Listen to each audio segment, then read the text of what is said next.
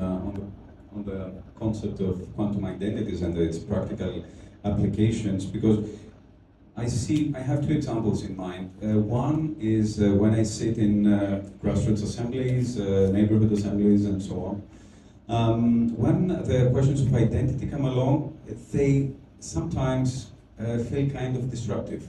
The questions of identity. People insist on that to the extent that the assembly is disrupted. The same with other aspects like veganism or anti-speciesism and so on and so forth. And somehow this resembles a little bit, in my mind, a simplistic version of quantum identities and how they could, instead of bring people together, somehow differentiate them. I understand that there is the concept of humanism. I understand that it can create a moment and a momentum for bringing people together. But on the other hand, is it enough? I understand that it can broaden our organizing potential, but can it deepen it? This is the question, because what we need, what I understand that we need right now, is not just broaden our alliances and our allies, but to deepen relationships with people with whom we are going to walk, we are going to take risks together, and so on. And people are usually unfavorably inclined towards such a prospect. With people that they don't feel safe about, especially when on the other hand you have an authoritarian mechanism, an authoritarian machine, police repression, and so on and so forth. It's a very, very good question, and it's complicated because our natural instinct is to want to feel comfortable, right?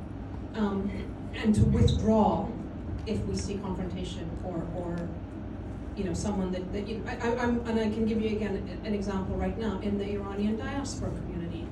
Even with my own friends, I have people who are saying we need military action against Iran. I don't believe that. I don't think war saves lives. It's slightly strange, right? But believe me, there are people who are saying this. And in our group of 15 friends, some people have withdrawn completely, and they're in their comfort zone. They don't want to deal with it.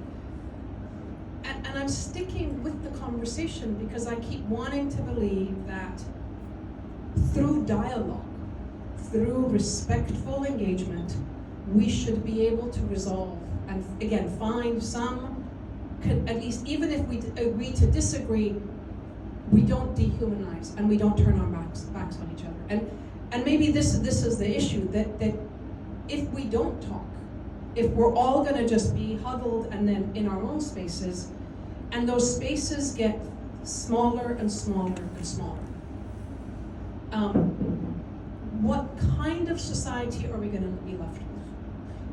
And this atomization of society is incredibly dangerous because what comes with this sort of these forces of extremism, the authoritarianism, and so forth, is that when you enable or you're putting into the ether a notion that one group is supreme to the other, that supremacy leads to justifying discrimination. It leads to justifying marginalization. It leads to justifying incarceration or violence. Right? It is dehumanization that happens, and so I'm worried about that trajectory. We are seeing that trajectory in contexts like Palestine and Gaza and so forth. As earlier as I was listening to the BDS conversation, and I think that I think we have to be really conscious that we don't fall into that trap, and I think we have to be consciously and intentionally pushing back against the forces that are really. This is their ideology. I mean, I'll give you an example. At the Munich Security Conference a couple of weeks ago, Marco Rubio came and he gave a textbook extremist speech. It was about white, Christian, kind of European. He was hitting white, he was hitting Christianity, and he was hitting Europe. And what he did was he erased any of us who have other backgrounds and European. We were erased out of the picture.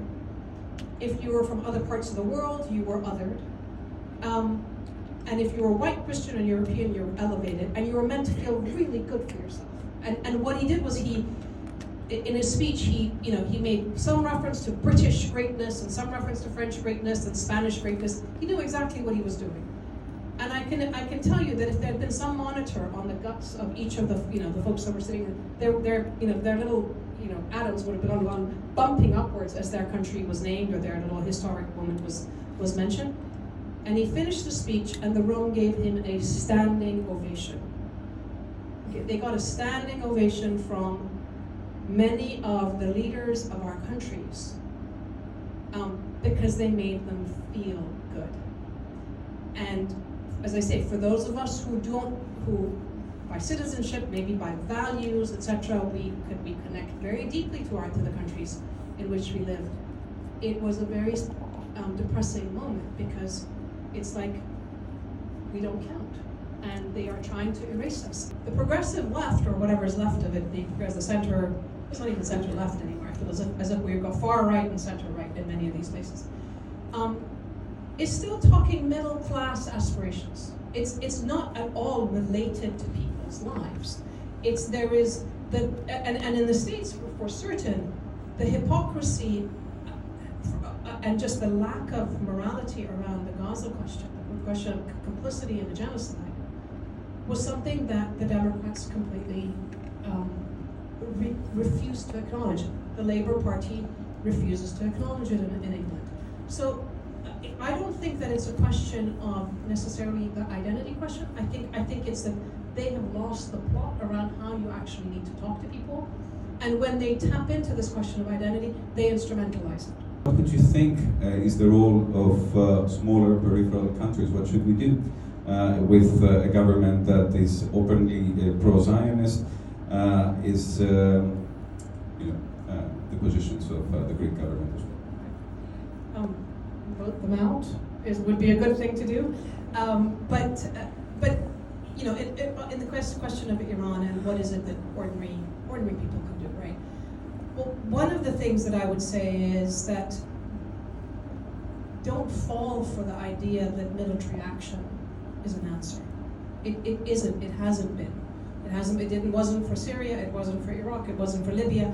These are the interests of others.